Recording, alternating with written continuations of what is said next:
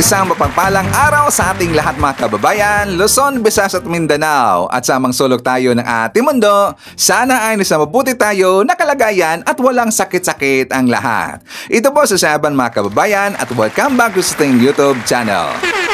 Okay, so mga kababayan ko, ay siya nga pala mga DDS. Siyempre, hindi pwedeng wala ngayong araw sa Shaivan. Kasi nga asal pa po na birthday ngayong araw ni PBBM, meron po kong ibubulgar, mayroong pasabog si Shaivan.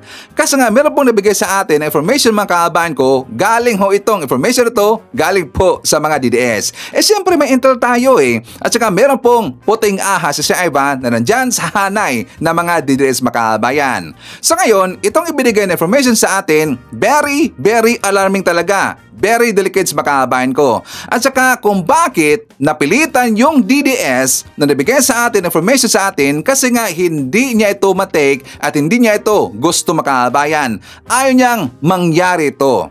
Kaya nga 'di ba nagbigay ako ng babala doon sa ating Facebook account. 'Di ba may post po sa Ivan na awareness. Kaya after po kami na nag-usap, yun na po ang aking post makabayan. So take note, mismong DDS hindi nagustuhan ang plano ng mga DDS makabayan. Alam nyo ba, kahapon meron pong closed door meeting. At saka syempre ang kanilang napag-usapan doon makabayan ko yung kanilang gagawin ngayong araw and also yung kanilang gagawin na kaguluhan sa September 21 makabayan. Take note, kaguluhan ho. Kung hindi mamangyari ngayong araw, malamang sa September 21 mangyari makabayan. Kaya nga napalitan yung DDS na magsabi sa akin kasi ako na po yung mabulgar makabayan kasi ayaw niya ng magulo na protest. Gusto niya kasi ng peaceful protest na makabayan. Pero siyempre ang mga kasamahan niya na mga gonggong, yung sindikato na hawak ni Digong, gusto nila kasi ng magulo na protesta makabayan. At bukhayatang kanilang hahijackin yung ibang mga grupo na nagprotesta makabayan. And guess what? According po sa nabigay sa atin information, di ba nagkaroon po ng closed door meeting kahapon? And guess what? Sino ang kasama nila kahapon makabayan? Or sino yung dumating doon sa meeting? Please comment sa baba, babasahin niyo mamaya sa Ivan. Okay, so atong question, guess lang po, guess. Sino ang dumating doon sa closed door meeting ng mga DDS kahapon? Asan pa? Sa meeting ng mga vlogger makabayan. Yes, dalawa po yung closed door meeting. Yung isa na closed door meeting, siyempre yung mga saltong lipunan at saka napakita ko na po sa inyo yung picture doon sa Facebook makabayan. At saka yung isang meeting na itinandaw or inatinandaw ng babaeng ito, meeting na mga vlogger makabayan. Yung mga mukhang sindikato ng mga vlogger.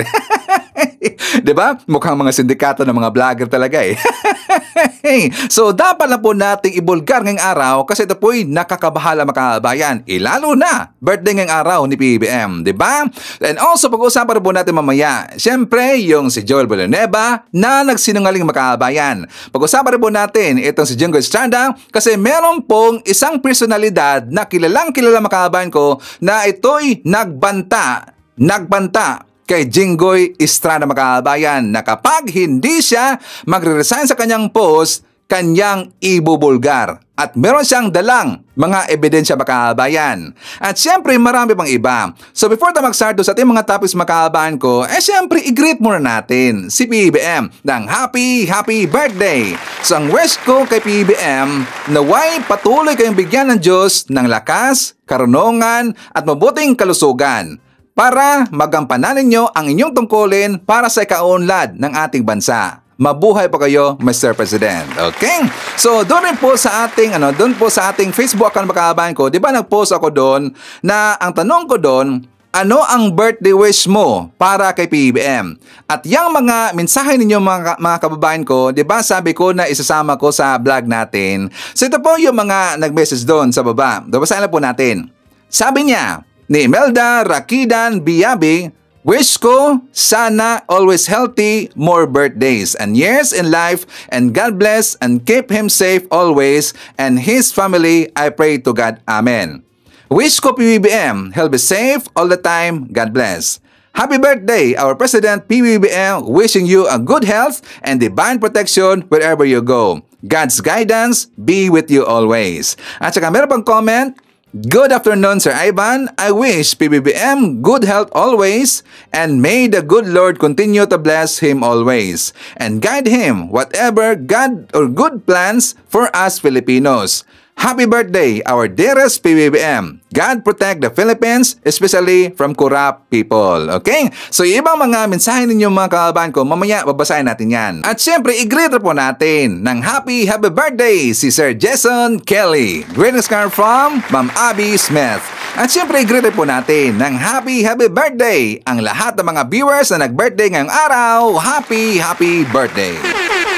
Okay, so mga kababayan ko, unahin muna natin itong kaguluhan, gagawing rally ng mga DDS and also sa iba rin po mga grupo mga kababayan. Kasi nga diba naumpisa na kahapon, diba nag-rally kahapon mga kababayan yung grupo ng Bunyog at saka nakita ko dun sa Bunyog meron silang inilatag po doon na tarpaulin at saka mukha doon sa tarpaulin mga kababayan ko, diba yung mukha po ni Joel Villanueva at saka ni Jingo Estrada, pinagbabato nila ng itlog mga kababayan. Yes, nag-rally kahapon po yung Bunyog. And also, nakita ko rin po doon sa rally, diba nag-rally yung Power of People Coalition doon sa Mindiola. At the same time, nag-rally rin po yung taga-UP at saka yung grupo ni Siles, yung mga sindikato or mukhang mga sindikato mga kababayan ko na hindi talaga mapagkakatiwala yung grupo ni Siles, nandun po nag-rally sa EDSA Shrine. Parang hindi umabot ang 10 makabayan, tas nakakatawa talaga kasi ang dala po ni Siles at saka ng kanyang mga kasamahan ay mga kaldero.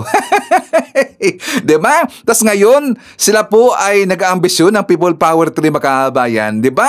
Ang DDS na nawagan ng People Power 3. Pero tingnan niyo po, ang nag-rally doon sa EDSA Shrine, hindi man lang umabot ng 10.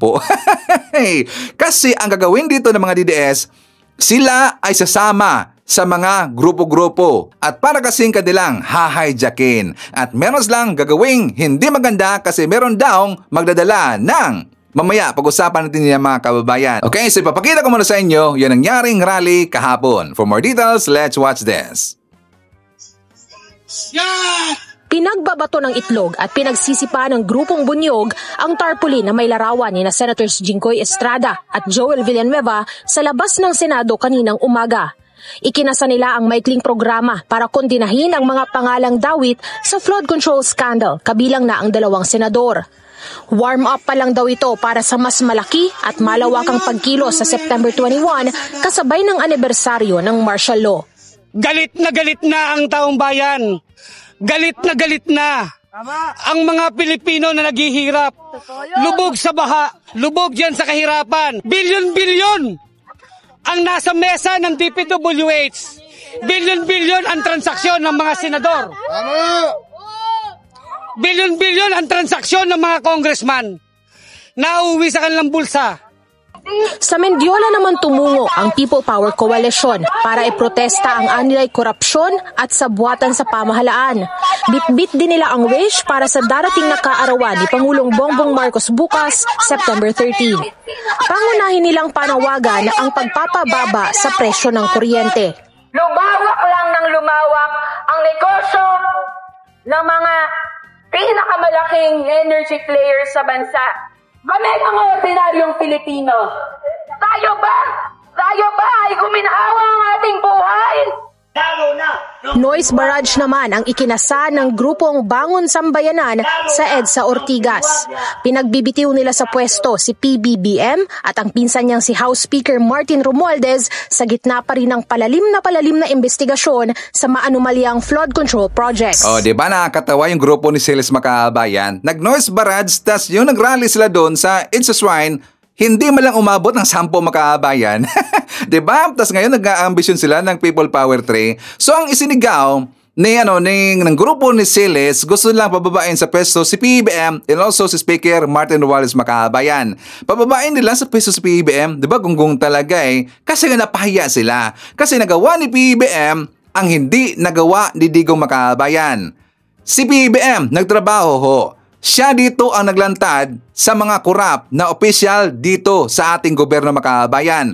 Si PBBM po ang nagagawa niyan. Nagawa ba yan ng Digong? Hindi. Nag-ingay siya tungkol sa mga goods projects daw sa panahon ni Digong, pero hindi siya gumawa ng investigation. Hindi niya itinuloy mga kabayan. Bakit si Ivan? Kasi alam niya na masasagasaan kasi ang kanyang mga tuta mga kabayan. Masasagasaan kasi ang kanyang makalyado. Kaya hindi niya itinuloy ang kanyang planong investigation. Kasi nga 'di ba, meron pong balita na sa panahon pa daw ni Digong, itong si Joel Villanueva, nag-iingay na daw ito tungkol sa flood control projects mga kabayan. Nag-iingay na daw. At saka after po sinabi yan ni Joel, di ba sinabi rin po ni Digong na meron po mga flood control projects dyan sa DPWH, pero hindi itinuloy ni Digong. Hanggang daldal lang. Kanilang di-divert yun, doon sila nakafocus sa EGK mga kabayan. Doon kagad sila nakafocus sa war on drugs. Para yun, matabunan. Kasi nga, ang dating DPWH Secretary ay si Villar mga kabayan. O, diba?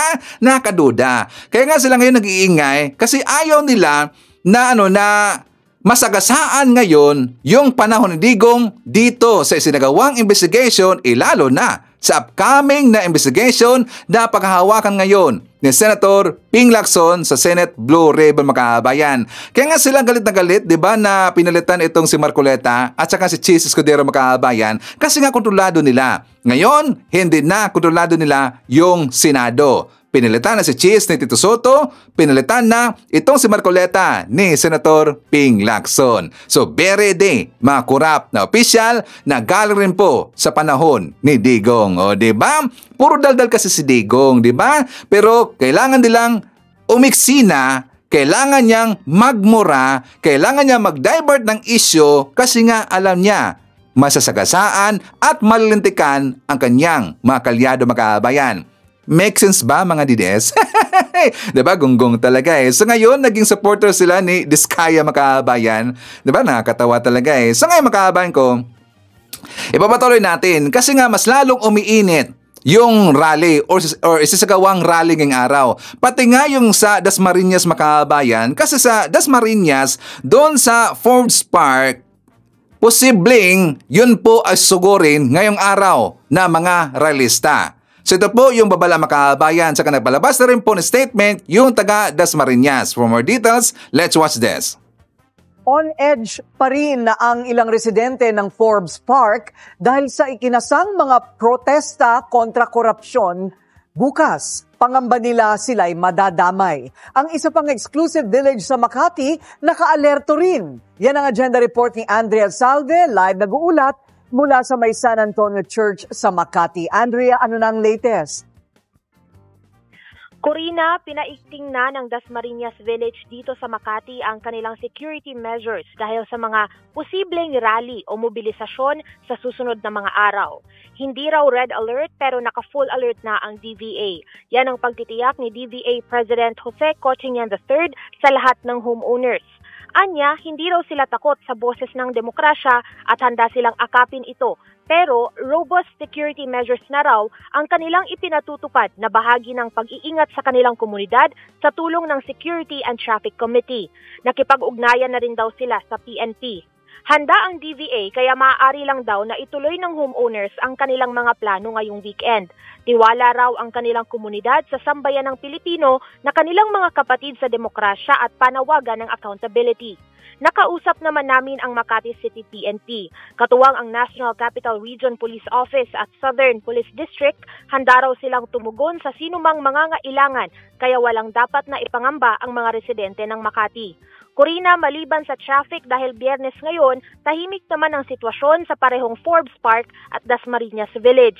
Namataan din namin ang ilang police personnel na ginagawa ang kanilang regular na pagroronda dito sa Makati. Balik sa'yo, Corina. Okay, meron din akong mga kilalang sasama sa protesta na taga Forbes at saka ng Dasmariñas Village. So, sana lang peaceful, Andrea? Maraming salamat, Andrea Salve, live. Okay, so nabahala itong Dasmariñas Village Association kasi according sa kanilang mga kababayan ko na posibleng ang kanilang lugar ay susugurin ito ng mga realista. So ngayon, ang tanong natin, sino-sino kaya yung mga politiko o kontraktor na nandyan nakatira sa Forbes Park mga kababayan? Kung alam niyo po, Please comment sa baba at babasahin niya mamaya ni Sir Ivan. Okay?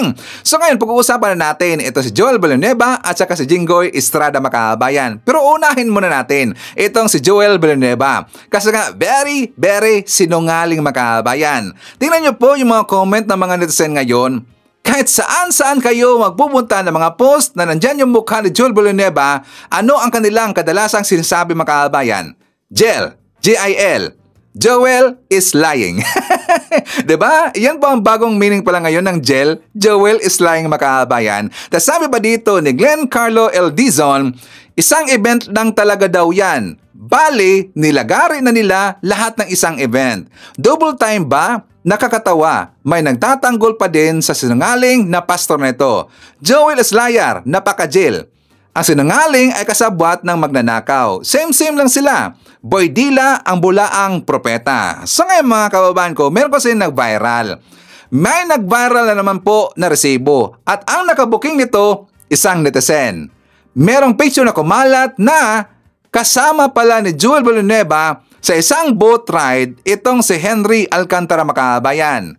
Tas doon po sa post ng isang netizen na nagngalan po na Lian M. Ola, sabi niya, "Pakadelete na lang ito o pakadelete na lang na picture na to, Senator. Kasi sabi mo last September 3, isang beses lang kayo nakasama ni Engineer Alcantara sa isang event. Nung nakita po itong picture na to or yan po kasi ay nag-viral makahabahan ko, nag-response itong si Joel Villanueva. Anong response niya, Sir Ivan? Dinilit niya kaagad itong picture na to makahabayan." Kaya nga nag-viral. Bakit nag-viral? Kasi dinilit kaagad ni Joel Villanueva. Siyempre, yan po ay na-screenshot na ng netizen na yan. So, hindi po makakalusot itong si Joel Villanueva makabayan. O, diba? Booking na booking. Tingnan nyo, sinungaling talaga eh. Isang beses lang daw nakasama si Henry Alcantara makabayan. Tapos maraming beses pala, diba? Meron pa nga yung kumalat na nandun sila sa isang basketball game mga kababayan. Diba? Nakatawa talaga eh. So, ngayon, forward tayo dito kay Jinggoy Estrada. Anong nangyari kay Jinggoy, Sir Ivan? Kasi nga meron pong nagbanta sa kanya. Meron pong isang matinee idol galing po sa Dutch Entertainment, siya artista at naging director makabayan. Meron kasing hamon dito or pagbabanta dito kay Jinggoy Estrada makabayan. So sabi niya, "Jinggoy, mag-resign ka na. Kundi I will be forced to tell the country about your double life. You are one of the reasons ba't kami naghiwalay. I have all the receipts there. Try me. Pareho lang kayo ng ex ko, baboy." O diba? So galit na galit talaga si Robby Tariosa makabayan. Kilala ba natin si Robby Tariosa? Siya po ay friend ni Francis M. At saka itong si Robby Tariosa, di ba, very controversial talaga. At saka mahilig kasi siya, yung magbulgar ng mga, siyempre, love life po ng mga kasamahan niya, ng mga artista, mga kababayan. At kapag meron kasi siya mga interview about sa mga kabit-kabit, about po kung sino yung girlfriend ngayon or boyfriend ngayon, basta showbiz mga kababayan. At siya po ay nakasama. At saka friend siya ni Francis M. makabayan. Siyempre, kilala natin si Francis M. So, si Francis M., ibinulgar kasi parang yung asawa at saka yung naging girlfriend ni Francis M. nitong ni Robby Tariosa makabayan. Di ba doon po natin nalaman sa kanya yung tungkol po doon kay Pia Arroyo na daw meron dang ito po daw ay kasal sa dati makabayan. At saka ito rin pong ang kanyang naging next na girlfriend na si nagangalang na Abigail. Ito rin pong si Robby Tariosa ang isa dito sa nagbulgar makabayan. So mahilig siya sa maganyan po na mga usapin. At nakita ko rin po sa post ito ni Robby Tariosa is about pa rin sa kabit-kabit makabayan. So anong sabi niya? This is 2 years ago. Sabi niya, "Sa totoo lang, ang may kasalanan sa mga issue ng kabit ay ang mga mababatas natin. Pat kasi wala pa din tayong divorce sa Pilipinas. Ang dami kasi sa kanila may mga kabit. Ang daming batas na dapat i-amen." O di ba mahilig po sa kabit si Tariosa makabayan. So ngayon, what I'm thinking, siguro lang ang ibig niyang sabihin dito kung hindi magre-resign si Jinggoy Estrada bilang senator makabayan ko, meron siyang ibubuking dito or ibubulgar, malamang tungkol sa kabit makabayan. Kasi nga 'di ba kung papasinin natin yung hilig ni Robert Ariosa sa kanya mga pasabo makabayan, 'di ba? Nung una tungkol doon kay Francis M, tungkol sa kanyang asawa at sa naging girlfriend ni Francis M, tungkol sa mga girlfriend makabayan. So doon na po sa mga interviews niya, sa mga chika-chika niya, mga pasabog niya tungkol pa rin ho sa mga sa kabit-kabit. So ngayon, siguro tungkol din po sa kabit makabayan na kapag hindi magre-resign itong si Jinggoy Estrada, meron siyang ibubulgar na kabit. Siguro lang, hindi ko sinasabing totoo yan ha. Yan lang po ang aking analysis makabayan. Yan lang po ang analysis sa Ivan. Baka may kabit si Jinggoy makabayan. Pero syempre, si Jinggoy pa rin po ang makakasagot niyan. Pero yan po ang banta or hamon ni Robby at Ariosa dito kay Jinggoy Estrada makabayan. Okay? So anyways, before natin pag-uusapan yung ibig ko sabihin na meron pong nabigay sa atin information na tungkol doon sa isinagawang closed door meeting na mga salot ng lipunan at meron pong dumating doon na isang kilalang tao at saka napag-usapan nila doon kung ano ang kanilang gagawing kaguluhan ngayong araw at saka kaguluhan gagawin nila sa this coming September 21 makabayan. Okay, so but for that, siyempre, pasalamatan muna natin ang lahat ng mga viewers na nag-like at saka nag-shares ng ating mga vlogs. Okay, so thank you so much. In a way, malaking tulong ho yan. At saka doon po sa ating mga viewers na hindi pa nakapag-like at saka nakapag-share, ilibre naman ho yan. Okay, so please like and share. And also, i-shoutout natin ating mga pinalangga na mga legends, ang mga senior citizens. Hello po, kumusta ang lahat? And also mga kababayan ko, i-acknowledge natin siyempre ang ating mga viewers na may maraming na-comment dyan sa baba sa ating comment section. Ang una sa ating listahan, nandyan po si Sampaguita. Mayroon siyang 34 na mga comments. Nandyan rin si Shane Sibal. Mayroon siyang 28 na mga comments. Juliet Sunakawa. Mayroon siyang 20 na mga comments. Nandyan rin si Big Pass. Mayroon siyang 15 na mga comments. And Uzay Neti. Mayroon siyang 12 lahat na mga comments. Okay? So thank you so much. At syempre, i-greet natin ating mga suki, mga early birds. Yun ang una sa pag-comment dyan sa baba sa ating comment section. Nandyan sila si Jocelyn Flores, Eufemia, Eloisa Taha from Riyadh, Saudi Arabia, Annette Alegre. Kasama rin natin si Maria Cristina Fernandez Manimbao. Nandyan rin ating haters, DDS na si Gladys Sherpa. Nandyan rin si Jessie Kim, Olivia Lupigalek, Jelen Quezon, Shirley Risman, Celsa Hanson, Gina G, Levita Alcantara, Lorna Villanueva, Josephine Salas, Expedita Devota, Jaisan Joseph Wong, and Heights Danilo Pablo. And also mga kababayan ko, siyempre basahin natin ang mga greetings na ating mga kababayan para kay PBBM. Sabi niya, Happy birthday PBBM! Wishing you wisdom, strength, and endless blessings as you lead our nation. Lord, grant BBM a family infinite protection. Good health, always safe, and more power. God bless PBBM. Sabi pa dito, PBBM will always healthy and safe all the time. Good health, and God will always guide him in his decision for the good of the country. God bless PBBM. Okay? O diba, ang ganda po ng mga mensahe natin mga kababayan. So anyways, dito tayo sa ating pasabog. Ano si Ivan? Di ba meron po akong babala na pinost doon sa ating Facebook account. Tapos nakita pa nga doon di ba? Nandun po yung mukha ni Siles at saka yung meeting nila ni Siles, yung press con. Di ba nandun po sila si Bilica, si Rama, nandun po yung youth, yung DTS, yung Duterte Youth Party List na nakalimutan ang name yun At saka si Bunhok, si Attorney, at saka marami pang iba. Nandun po itong si Topacio. Ngayon, after that day makabayan, nagkaroon pala ng closed door meeting. The same po daw ha, disclosure. Hindi ko to sinasabi na ito ay totoo. Ito na po ibinigay sa atin ng ating puting ahas makabayan. Kaibigan natin na nandyan sa hanay po ng mga DDS. So sabi niya, after that day, sa kalang press con, nakaroon po ng closed door meeting. Actually, dalawa po ang closed door meeting. Meeting ng mga vlogger, ito po, meeting po ng mga sasabak sa rally makabayan. Pero siyempre yung mga vlogger, sasabak rin po yun 'Di ba? Yung sindikato ng mga vlogger. 'Di ba? Yung mga vlogger, manghihikayat ho 'yan na pupunta doon.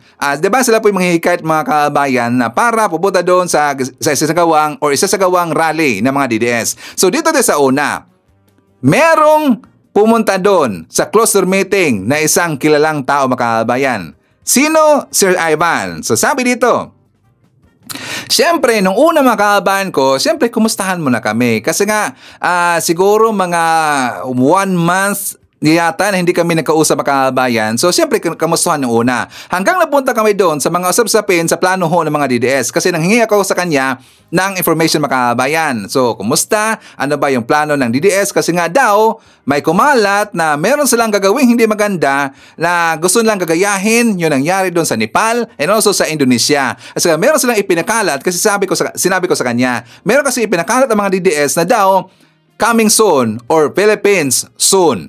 At merong picture na nasunog yung Malacanang. 'Di ba yan po yung pinakalat po ng mga DDS? Ang daming napakalat yan eh. 'Di ba? Ang daming napakalat niya mga kababayan. For example, ito pong si Jupol na sa Rias. Coming soon. Mahal kong Pilipinas, malapit na siguro ha. Dami nang naghihirap ng tao. Tapos merong pinakita dyan na parang the same po sa Malacanang. Pero yan po ang Nepal mga kababayan. Gusto lang magaya ang Malacanang sa ganyan. Meron pa nag-post si Amaro Domingo III, Philippines next. Target House of Representatives and Malacanang Palace. So pinakita pa rin po yung Malacanang na picture mga kababayan. The same po, my cravings. The same lang po ang kanilang ipinapakalat mga kababayan. Pero nung naglagay na ako ng babala or awareness doon sa ating Facebook account mga kababayan ko, nagsi-delete na ho yung mga DDS. Tingnan nyo ang mga post nila, hindi na ganyan na iba mga kababayan. Malamang sa malamang nakita nila yung post ni Sir Ivan na awareness. Anong sabi ko doon? Sabi ko, babala, may lumalabas na impormasyon na ang mga grupong konektado sa mga Duterte or DDS ay may plano na sumingit sa mga nakatakdang kilos protesta ngayong weekend sa iba't ibang bahagi ng bansa. Layunin nilang sirain ang kapayapaan ng mga pagtitipon sa pamamagitan ng pag-udyok ng gulo, pagpapasimula ng karahasan at paglikha ng maling kwento para ibunton ang sisi sa pulisya at pamahalaan. Bahagi ito ng mas malawak na plano ng destabilisasyon kung saan ginagamit ang mga tunay na hinaing ng taumbayan bilang tabing upang itulak ang kanilang politikal na interest. Sabi ko pa, paalala sa lahat ng mga lalahok at mag-oorganisa ng kilos protesta, maging mapagmatsyag sa mga kahinahinalang individual o grupo na biglang sasama o magtatangkang umangkin ng pamumuno sa mga pagkilos. Huwag magpapadala sa mga provokasyon na maaring humantong sa kaguluhan. Siguruhing may dokumentasyon sa lahat ng kahinahinalang aktibidad at agad itong iulat sa mga kinauukulan. Higit sa lahat, panatilihin ang disiplina at pagkakaisa upang hindi maagaw ng mga infiltrator ang tunay na mensahe ng protesta. Nakasaad sa konstitusyon, ang karapatan sa mapayapang pagtitipon ay nakasaad sa konstitusyon. Huwag hayaan itong gamitin ng iilan para sa kaguluhan at destabilisasyon. Kasi ito po'y paalala mga kaabaan ko na itong inciting to sedation, meron ho yang kaukulan na parusa. Alam na natin yan, di ba? That is 6 years to 12 years mga kabayan. At saka aside from that na ikaw makukulo, ikaw rin po ay pagbabayarin ng 400,000 mga kabayan. Di ba? Kulong na, pagbabayarin ka pa. So ito po'y paalala sa mga sasama sa rally. Alam ko po, marami po mga grupo na mga matitino. Gusto lang nila ng peaceful rally mga kabayan. Ito'y babala kasi meron pong aanib sa inyo. Gagamitin ang inyong grupo para manggulo. Malamang sa malamang, meron silang ibang bato na nakasira ito ng establishmento. So dito na po ipapasok mga kababayan ang sinabi po ng ating puting ahas. Sabi niya, may sasabihin ako sa iyo bro.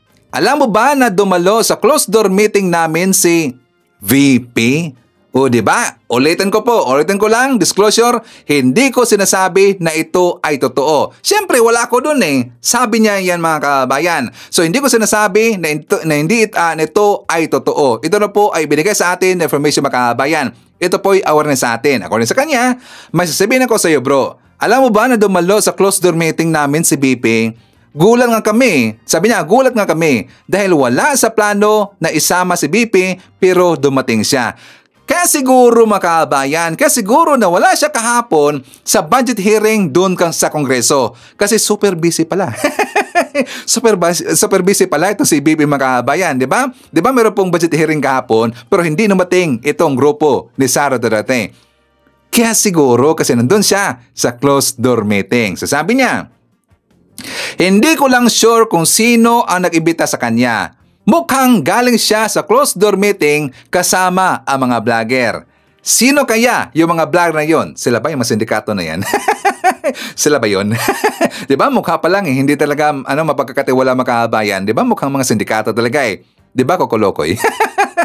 Mukhang sindikato ng gonggong na ito eh. Tapos siya pa isa, yung babae, naku, hindi talaga mapagkakatiwala makabayan. Kapag yan na po yung magiging vlogger ninyo, naku, madadala kayo sa kalokohan at katarantaduhan. Huwag yung maniwala sa magunggong na yan. Tapos sabi ko dito, kaya pala wala siya sa budget hearing kanina. Busy pala si BP bro. So anong napagkasunduan nyo sa meeting kanina? Tuloy ba yung Philippine Zone? So tinanong ko sa kanya, tuloy ba yung ipinakalat ng mga DDS na Philippine Zone? Yung merong picture na sunog na Malacanang. So sabi niya, yun ang plano sa 21. Di pa sure bukas or ngayong araw makabayan. Di pa sure ngayon na yun ba ay mangyari, pero yun daw ang plano sa 21.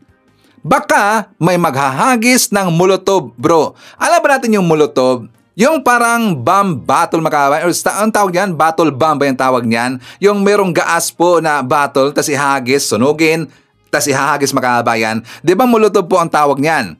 So, meron daw magdadala. Baka merong magdadala ng Molotov. Ayaw ko ng ganyan. Gusto ko lang ng peaceful protest, kaya lang mukhang iba ang gusto nila. Magulo to bro, maniwala ka. Sana hindi magaya sa Nepal at Indonesia. Sasama ako pero siyempre distance lang. Ikaw bro, anong balita? Share ka naman dyan. So yun po, nagpalitan kami ng information makabayan. Siyempre, normal naman talaga yan eh. Kapag ikaw po ay nangangailangan po ng information makabayan, meron ka rin pong ibigay po na siyempre, let's say, aminin natin kapalit. Word kapalit. Meron yung kapalit makabayan. Kapag meron kang gustong malaman, meron po yung kapalit. So, exchanging communications, exchanging informations, pero walang pera na involved. DDS, walang perang involved. Matino yan ang kasama ninyo na DDS. Pero siyempre, kapag hindi na niya nagustuhan ang inyong plano, magsusumbong yan. Okay? So yan po ang babala natin mga kabayan. So ulitin ko lang po dito, sa mga may planong magprotesta ngayong araw at saka sa 21, mag-ingat-ingat kayo. Kasi baka i-hijack kayo ng mga DDS. May maghahagis ng Molotov, merong susunogin na establishmento, or baka yung house, or baka yung Malacanang, kayo ang malilintikan. Pero hindi nyo kasamahan yung nagbato nun. Diba? So nag-guess nyo ba si Ivan? So, babalikan natin kanyang sinabi, nandun pala si BP. Hindi kaya siya yung sa likod dito sa plano ng mga DDS makabayan, yung si BP. Diba, gunggong talaga eh. Sarap pitikin, itong si Sara Duterte makabayan. Sarap pitikin talaga eh. Hindi na nga nagtatrabaho, gumagawa pa ng kalokohan at katarantaduhan. Pabigat na nga sa gobyerno natin, pabigat na nga sa bansa natin, hindi nagtatrabaho, gumasto pa ng pera. Di ba sabi niya nung una makabayan na daw yung kanyang pagpunta-punta doon sa iba't ibang lugar para mag-rally, di ba, doon sa Dahig, pumunta saan ba yun? Sa Malaysia. Basta maraming lugar siyang pinuntahan makabayan. Di ba sabi niya, shoulder niya ang kanyang expenses makabayan. Tapos ngayon, lumabas ngayon na according po sa audit na nilabas po ng taga-COA, or not just COA, pati po yung DBM ba yung palabas nun? COA or DBM ba yun? Na umabot na pala ng 20 million pesos ang nagasta ni Sara Duterte para lang sa kanyang security guard makabayan. Isipin niyo po, security guard pa lang, mga bodyguard niya, 20 million pesos na ang nagasta mga kababayan or na-spend ng OBP sa lakad ni Sara Duterte. Di ba? Security pa lang yan. Or yung kanyang bodyguard, mga kababayan. Di ba? Pabigat na nga, gumasto pa ng pera. So, dapat talagang pitikin itong si Sara Duterte at dapat yang kurtin, yang gunggong na yan. Okay? So, anyways, i-share naman natin.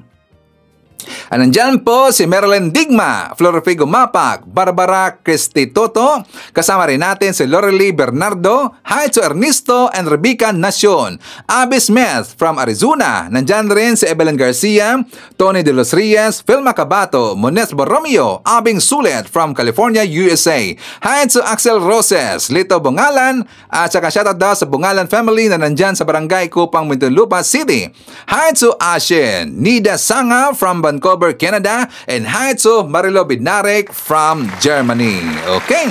So mga kababayan ko, ipapakita ko sa inyo itong interview ni Senate President Tito Soto doon kay Christian Isgira. Kasi nga dito niya sinagot kung bakit pinalitan nila itong si Cheese Escudero. At saka ang kanilang banggaan ni Marcoleta mga kababayan. Dito, no holds barred. Sinagot niya nila mga kababayan. At saka alam niyo po, dito ko nalaman na ang una palang nagplano niyan na papalitan na ito si Cheese Escudero ay sila si, alam mo natin, di ba? Si Senator Santiveros, si Zubiri. Siyempre Zubiri kasi nga siya po'y tinaydor ni Cheese Escudero noon mga kababayan. Di ba tinaydor siya ni Cheese itong si Zubiri?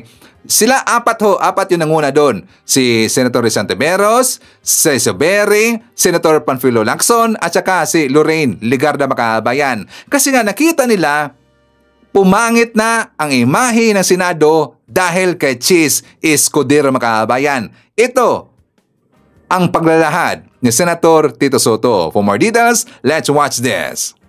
Musay ko muna kayo. Ano man naging reason? Bakit, ano yung mga naging dahilan? Ba't napalitan itong si Senator Cheese Escudero?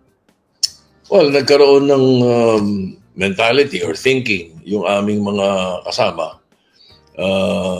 Nag-umpisa rin sa apat si Lauren, Migs, Ping and Risa. Nag-umpisa sa kanila. Nung nag-meeting kami, sabi ang feeling nila is nagiging under fire masyado yung leadership. And when it's happening that way, the problem is the Senate is in the fray. Nasa gitna ng line of fire. So baka itong chance natin, sabi nga nila na ayusin natin ang leadership. Baka pwedeng yung original natin gusto mangyari noong July, baka ngayon natin magawa, sabi. So we started talking to the other members of the Senate. At siguro yan ang trigger merong allegation against our Senate President then, Senator Cheese. And then there were allegations against 2 or 3 of our members na it turns out na on a Monday na we sprang the 15 signatures to the Senate President. That particular day, kinabukasan, binabaril yung 2 member namin, Senator Jinggoy at saka si Senator Joel sa House of Representatives. Imagine the impact on the Senate if we did not change leadership Monday. Tuesday, the top 3 officials of the Senate will be under fire. The Senate President, the President Pro Tem, and the Majority Leader. So, siguro, providential, it happened that way on a Monday. And yun ang siguro that would be the real casus belli, so to speak. Okay. Pero specific dito kay then Senate President Cheese Escudero, how big an issue po ba yung pagtanggap niya ng 30 million campaign donation from a government contractor na isa po sa mga iniimbestigahan sa posted din ng Blue Ribbon Committee, si Lawrence Lubiano? Malaking factor po ba yan, yung controversy na yan? Well, I think he answered it well, no? Pero it's a factor doon sa mga pinag-usapan namin ng grupo. Yun nga, as I said, under fire ang leadership. I think the COMELEC already sent them a show cause order. So mas maganda na mas maganda mabigyan ng chance si Cheese at saka yung mga kasama namin. They will be able to address these allegations without the burden on their shoulders of the leadership of the Senate. Siguro, How about, opo. Tapos before that, di ba, ang issue sa kanya, yung magkano ba yun? 142 billion. Di ba? Tama ba? Insertion supposed to be in the 2025 budget. That was what was being bruited about. Not only in the social media, but also in the mainstream media. Siguro. So malaking factor niyo po ba yan? Naisip din ng karamihan sa amin yun na baka nga, teka muna, pwedeng magpahinga muna si Cheese at harapin niya yung mga yan. At kami naman, we can provide the leadership necessary to make sure that the Senate is working cog in our quest to help the country get up from its economic situation. Diba? Yung ating mga flood control issues. Not only that, the main budget is the main issue. Yan yung flood control at saka yung mga ghost projects na yan. It's merely a fraction of the entire budget of government, which we should be very careful with. 2025 should never be allowed to be repeated. Kailangan ang 2026 malinis yan. And as far as the Senate is concerned, makakaasa ang executive department na we will try our best to be as close as possible to the budget of the president, ng NEP, na beneficial to the people. Kaya nga, earlier I was talking to Secretary Sani Angara. Sabi ko, yung kinat sa inyo last year, we will make sure that it is there now this year. Hindi ba ang laki ng kinat sa DepEd? Okay. Bago tayo pumunta rin sa investigation dito po sa corruption sa flood control. Related ito sa Senate presidency. Ito may mga nagpapatanong din dito dahil medyo maugong din po ito lately na meron daw nagbabalak na i-oust naman kayo dahil kahit kaupo nyo pa lang dyan bilang Senate President. So gaano ba katotoo itong ugong na ito na meron din puwersa from within the Senate na gusto kayong i-oust right away? Well, may mga nababasa kami mga trolls na gano'n. Trolls kasi wala mga follower, yung mga nagbibigay ng komentaryo nila to that effect. Pinakamagandang tanong is nila, bakit? Ang sabi nga, casus belli? Bakit? Di ba? Bakit gusto niyo magpalit agad? Ano ang problema? Siguro, pwede natin tanongin sila. Or baka naman, as usual, there are people who dislike people. There are many people who dislike me. No matter what I do, they will dislike what I do kahit makakatulong pa sa kanila o sa bansa. At meron din naman mga tao na naniniwala sa mga nagawa ko na dati at nagawa ko na sinusuportahan nila yung aking leadership. So, it's really that way. But again, it boils down to the numbers later on. Okay. Of course, numbers game din po, ano? Ang lumulutang na pangalan na gusto yata ipalit sa inyo ay si Minority Leader Alan Peter Cayetano. Gaano po ito katotoo? And number 2, how confident are you about your numbers at this point? Most probably because siya yung binabanggit sa social media ng mga trolls. Confident?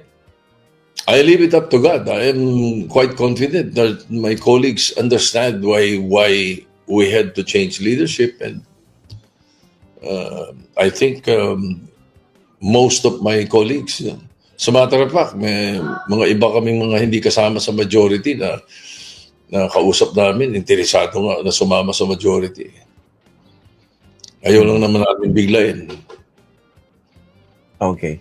O sige, puntahan natin itong mga ang daming issues na hinaharap nyo ngayon. Of course, you're talking about the Senate under fire na inabutan nyo when it comes to the Senate leadership. Okay, yung events nung Lunes, no, yung birthday ni Mama Mary. So, eventually, you were confronted, or at least you were questioned dito sa yung decision to commit itong si Bryce Hernandez, no? Tama po ba? Dito sa PNP Custodial Center, no? Pero bago yun. That was the following day. That was the following day. September 8, ang issue was Senator Marcoleta wanted me to sign tawag ba dito? He wanted me to sign a letter to the Secretary of Justice. I have a copy of the letter here, no? Na gusto yung ating inquiry daw, nire-request na itong si Pacifico Diskaya and si Saria Rowena Diskaya be admitted into the Witness Protection Program. Pursuant to so and so, ganyan. Ibig sabihin niya, bibigyan mo ng immunity itong bigla. So, pagdating sa akin ng sulat nung gabi, hindi ko pinirmahan. Ang sabi ko, i-refer ko ito sa Blue Ribbon na bagong chairman dahil alam ko, kinabukasan, magkakapalitan. At ang tinanong ko nga, bakit sila nagmamadali na ipasok sa state witness to? Hindi pa tapos, hindi pa natin nabe-verify yung veracity ng mga sinasabi. We should always verify first the statements na sinasabi. Hindi pwedeng madaliin ng pagiging state witness, di ba? At ito mabigat Pag ginawa mong state witness yan, gagastusan ng gobyerno yan. Pagkatapos tayong allegedly pinagnakawan ng billion-billion, gusto nila ngayong gawing state witness at gagastusan pa natin yan. Hindi ba? Magtataka ako dito sa mga ibang tao na parang naiinis pa sa akin na hindi ko ginagawang state witness yung dalawang Diskaya. Isipin muna nilang mabuti yung sinasabi nila, di ba? Lalong magwawala ang mga kababayan natin. Nagagalit na nga, nagwawala na ba? Ayan, talaga magwawala sila ng gusto. Okay. In the first place, ano po basa nyo dun sa mga revelasyon ng mag-asawang Diskaya dun sa pinakahuling Blue Ribbon Committee? Did you find their account credible? Kailangan i-verify natin yung mga sinasabi nila. Kasi meron silang mga sinabi dito sa Blue Ribbon ng Senate about isang punto yung sabi nila, nag-umpisa raw sila sa DPWH, tinanong namin sila, sabi niya 2016 daw, tapos doon daw sila nag-umpisa sa DPWH. Sa mga interview nila sa media, may sinasabi sila thereabouts, no? Na yun nga, bigla silang yumaman sila dahil sa negosyo nila sa DPWH, ganun yung silang mga kwento. At sobrang yaman.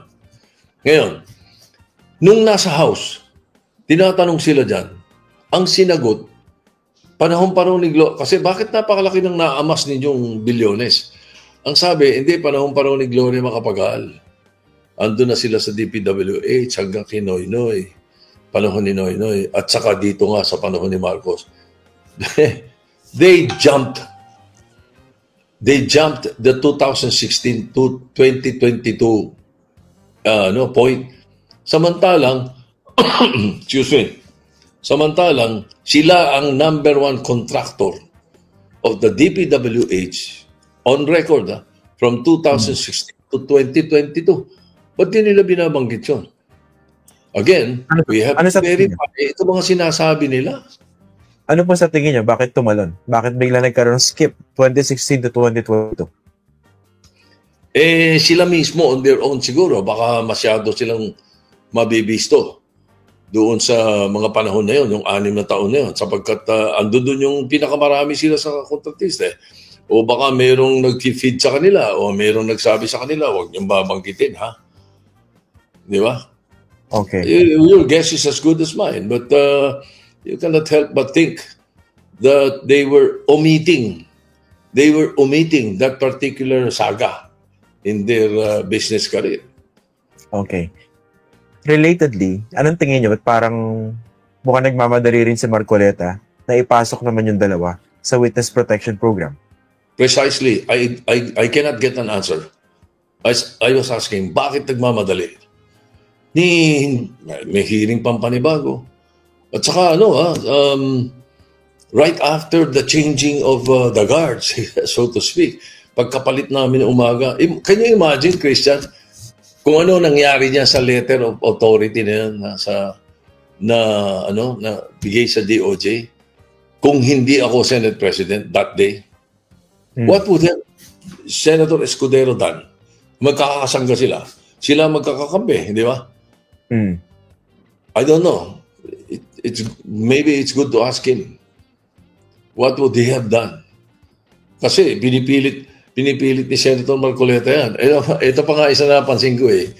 The following day, nung may nag-testify sa House, parang buong kwento at saka nung manonood mo, malaman nila.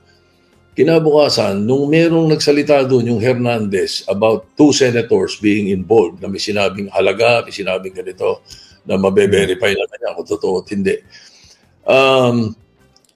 Nung kinabukasan uli, Wednesday, sapagkat ito'y imbis na ibalik sa Senado, ay nilagay namin sa PNP Custodial Center, but still under custody of the Senate.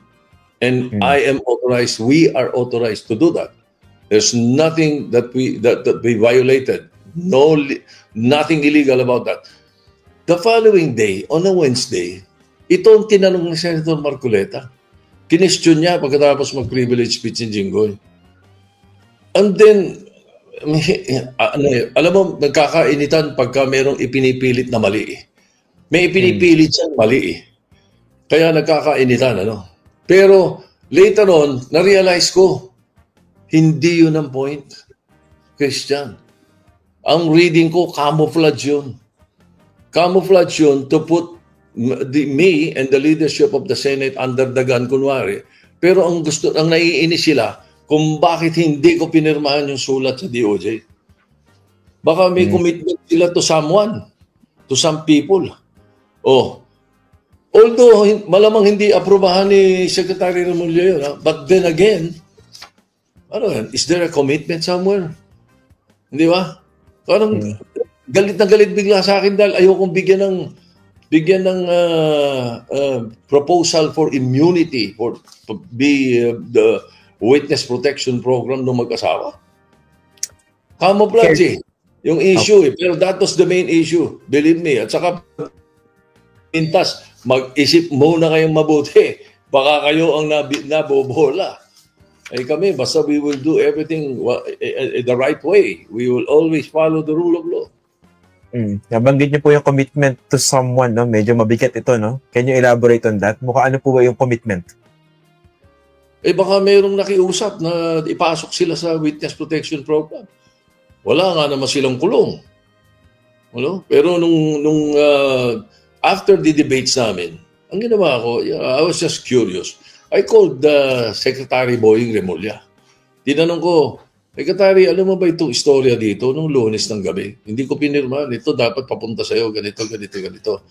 Sabi niya, pero itong debate namin dito, suspetsa ko dito sila nagagalit sa akin eh. Sabi ko yung pag-iwas ko eh.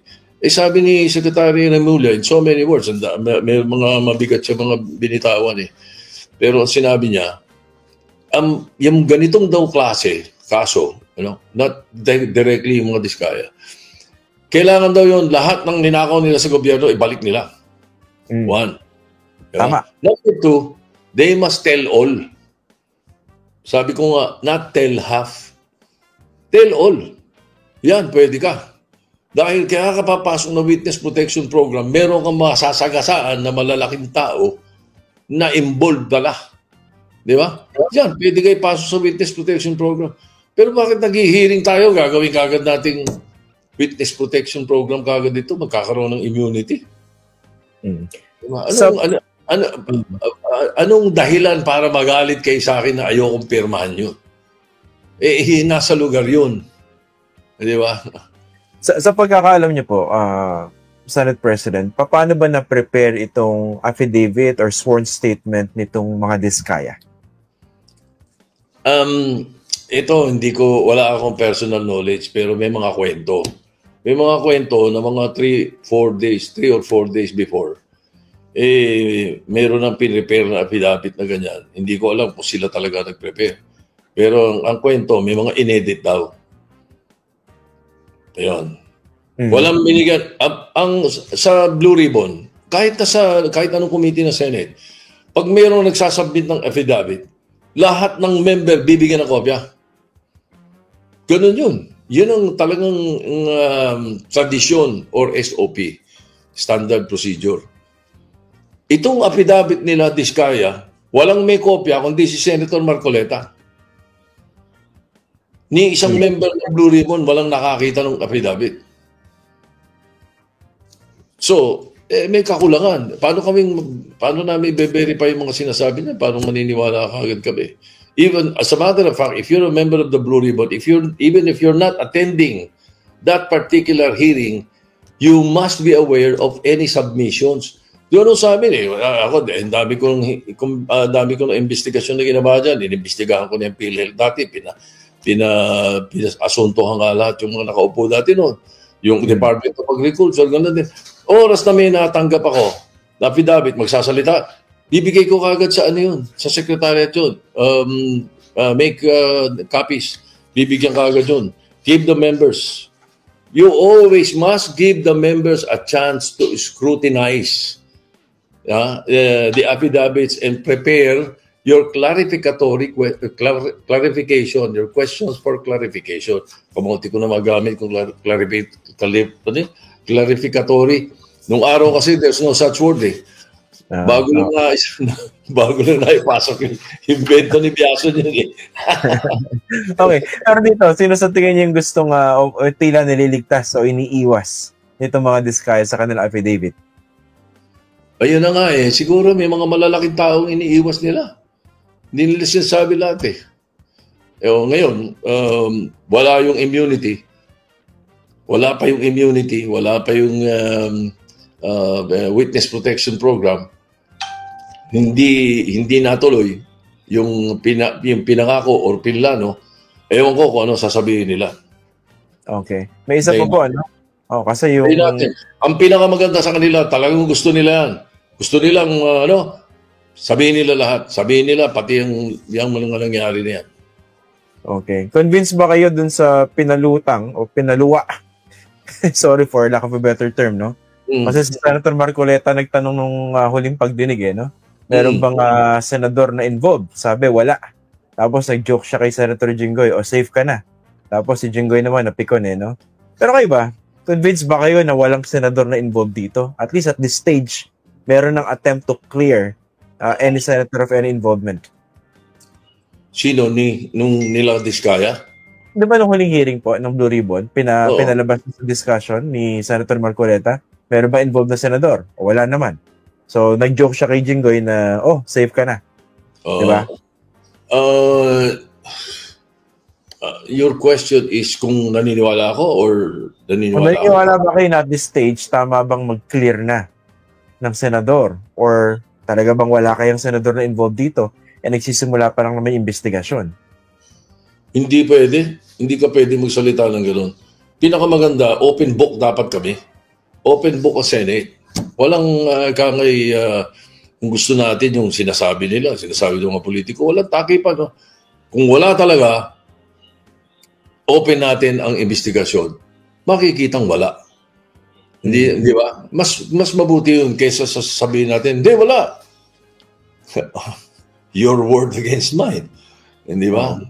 Mahirap yun. Kasi meron akong na-monitor sa House. Ito rin mga Diskaya. Para masagot ko yung tanong mo ng diretso.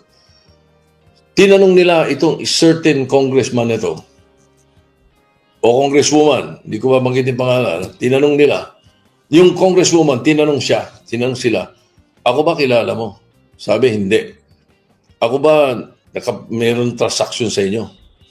Hindi. Yun ang sagot Nakita mo na ba ako? Nagkasama na ba tayo? Hindi. Sagot Di ang ganda, di ba? Oo. Hindi pala siya kausap yung asawa So nagsasabi ng totoo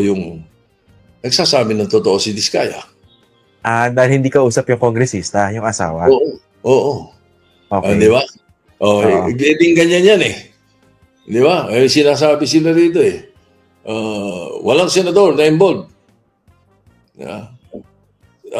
Siguro, mga kababayan natin will take it against me as now the Senate President. Kung sasabihin ko, hindi, walang involved na senador dyan. Paano ko nalaman? Kauupo lang namin. Bumalik kami 2025. Kami nila Ping. Hindi ko alam ang nangyari sa budget ng 2025 kaya nga pinipilit naming imbestigahan. So, mahirap na masugot ang gano'n. Magagalit ng taong bayan sa akin. Kung later on lalabas, may involved pala. Kung walang involved, very, very good. Mabuti naman para ang image sa Senate ay mahusay. Di ba? Okay. Ito rin po yung isang ito napapansin ko. Alam ko, napapansin dito yung mga kababayan natin na para bang depende kung saang camera nagsasalita yung isang witness, parang influence yung kanilang sinasabi. Diba? Si Bryce Hernandez, nung intention grilling sa kanya ni Jinggoy Estrada, hindi makapagsalita. Pero the following day, siya pala yung gustong ituro ni Bryce Hernandez, hindi po ba? So, anong balak nyo kay Bryce Hernandez? And unang-una siguro, anong tingin nyo rin sa allegation ni Bryce Hernandez against 2 of your members? He will have to present evidence. Di ba? Pagka meron kang ginachat sa ganyan, you will have to present evidence. Sabi nga ni Ping, asan na resibo? Yun kailangan ganon, di ba? Para paniwalaan ka namin. Ayun ang mga mga ebidensya mo para sabihin mo yan. Malalaman natin sa Huwebes. Because he's one of those who will be back in the Senate. He's under the custody of the Senate. We received ano ba itong natanggap namin? The lawyers of Hernandez filed a writ of amparo sa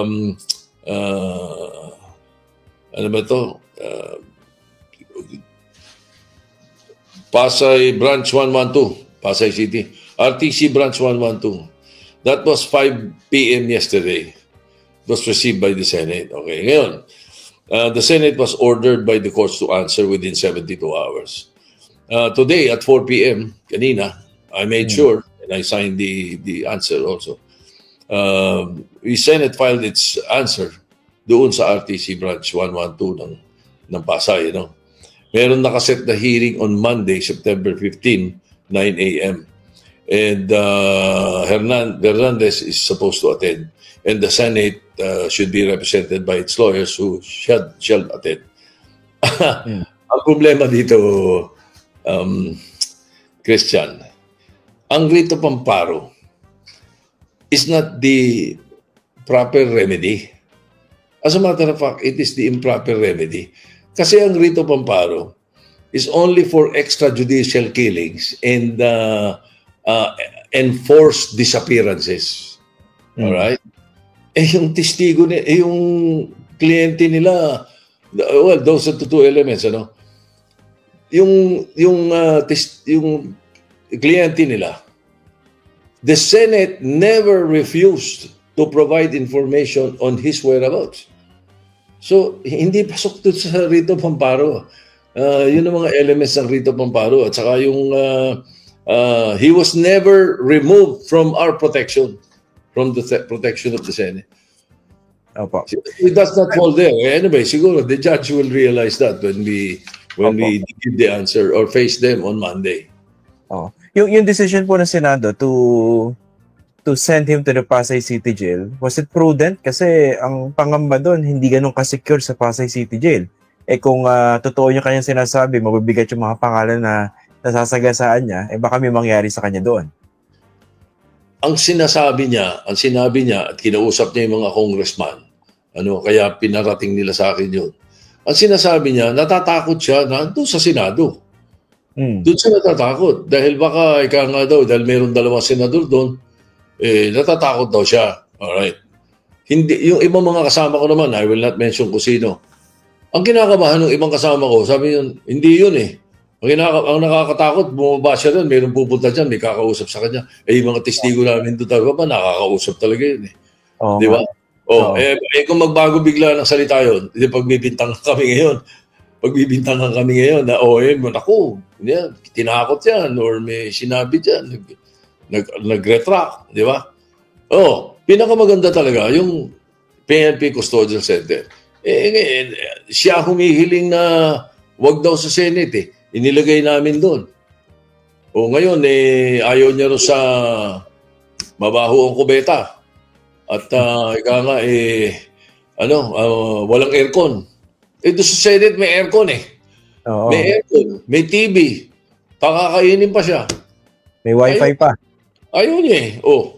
Di ba? Basta under custody namin siya. Kahit nandun lang siya sa labas ng Senado, doon sa parking lot, basta may nakabantay na usaarot. Still under our custody.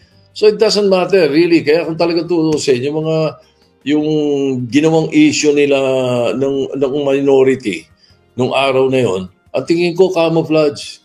Because the Senate President and the Senate did not do anything illegal. Yeah. At saka what do they want me to do? On the first day of my incumbency, I will start with the wrong foot. By fighting the House of Representatives. Hindi ba yung Tricom Committee ang nag-request nun? Hindi ba? Ano gusto nila? Awayin ko kagad yun? Huwag muna. Next week na. Huwag naman on day one. Hindi ba? Ang bihira naman kayo. Next week pala. May time frame pala. Hindi ba? Ganun yun eh. Tsaka yung sinasabi, gusto niyo ako magkamali? Pipirma ako yung immunity, witness protection program ng mga diskaya. Ano gusto niyo mangyari? Baka ganyan ang gawin niyo. Bahala kayo. Gagalit ang taong bayan yan. Naku, magwawala ang taong bayan sa inyo pagka ganyan. Okay, so kasama rin natin, nandyan si Elsa Hoffman, Lolo Benito, Gorgunya Angala, Lorna O. Villanueva, nandyan rin si Roro Sekira, Boss G. Calex, Haitsu Ramos del Dulao Estrella, Mege Bom, Juicy Buhay, Annalise Sidig, Mark Basa, Sally Ramos Katunggal, nandyan rin si Sergico Jerry Cabreros, Haitsu Ninita Omale, Lerma Angulo, Johanna Toiler, Jeremiah Sigiriro, nandyan rin si Munez Doctolero, Pia Bandonel, Hilda Baldovido Pita, Apple Nash, Mahal Ko ang Pilipinas, Merna Borromeo, Haitsu Menz Nayaka Nolpes, Elmer Pinaranda, Susan Reyes, Noel Lufamia, Petronilo Pakala Sulayaw Jr., isadat natin si Jose M. Burnos, JRN, Anabel Huson, Ruben Basinga Salindong, Jordan Villaren Carcido, and Haitsu Juliet Sunakawa. Okay, so mga kababayan ko, yan natin manakalap na mga balita ngayong araw. Kung nakaabot ka po sa portion na to, sana nakapag-like na ho tayo. Libre po ang mag-share, libre din ang mag-subscribe. Again, maraming salamat sa mga viewers na hindi nag-skip ng ating mga commercials. Thank you so much. At before natin tatapusin ang ating programa ngayong araw, sana sabayan nyo si Sir Ivan para sa ating live messaging prayer. Panginoon, salamat po sa bagong araw na ipinagkaloob ninyo sa akin at sa aking pamilya. Salamat sa buhay, sa lakas at sa pagkakataon na muli naming maranasan ang iyong kabutihan. Naway patuloy ninyong patatagin ang aming pananampalataya at bigyan kami ng karunungan sa bawat desisyon na aming haharapin. Gabayan ninyo po kami sa lahat ng aming gawain. Ilayo sa anumang kapahamakan at punuin ang aming puso ng kapayapaan at pag-ibig. Naway maging instrumento kami ng kabutihan at liwanag sa ibang tao. Sa lahat ng oras, kayo po ang aming maging kalakasan at pag-asa. Idinadalangin ko ito sa pangalan natin Panginoong Jesucristo. Amen. So maraming salamat mga kababayan, and I hope to see you again on my next video.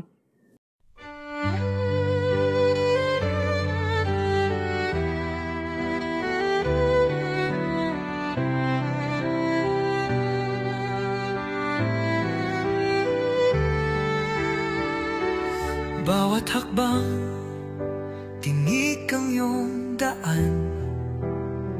Sa sariling bayan, ika'y hinusgahan. ika'y siniraan ng ganit sa kapangyarihan. Agilang nagnakaw ng pera ng taong bayan. Pinapasan mong lahat ng dusa. Matatag ka, hindi gaya ng iba. Ngunit kahit sugatan, kahit lumuluha, iniisip mo pa din kapakanan ng iba. Bongbong, hindi ka kailanman iiwan. Loyalista hanggang dulo ay nandyan. Kasama mo kami sa lungkot mo at saya. Pagkat Pilipinas, ikaw ang pag-asa. Sa laot ng unos, ikaw ay nag-iisa. Iba'y nagbubunyi sa iyong pagdurusa. Ngunit lahat ngayon ay malinaw na. Katulong mo ang Diyos, nag-iba sila. Ipinaglaban mo ang lahing sinumpaan. Nagkalat peking balita sa mamayan. Binabaliktad nila ang katotohanan, pero hindi na naig ang kanilang kadiliman. Bongbong, hindi ka kailanman iiwan. Loyalistang hanggang dulo ay nandyan. Kasama mo kami sa lungkot mo at saya. Pagkat Pilipinas, ikaw ang pag-asa. Iginuhit ng kasaysayan ng pangalan mo, dalisay. Ngunit bakit tila nais kang burahin at siapolakay? Sa iyong mga mata, may luha ng matinding pagdurusa. Ngunit sa puso mo, bayan pa din ang inuuna. Bongbong, hindi ka kailanman iiwan. Loyalista hanggang dulo ay nandyan. Kasama mo kami sa lungkot mo at saya. Pagkat Pilipinas, ikaw ang pag-asa. Bawat hakbang, tinik ang iyong daan. Sa sariling bayan, ika'y hinusgahan. Ika'y siniraan ng ganit sa kapangyarihan. Hagilang nagnakaw ng pera ng taong bayan. Pinapasan mong lahat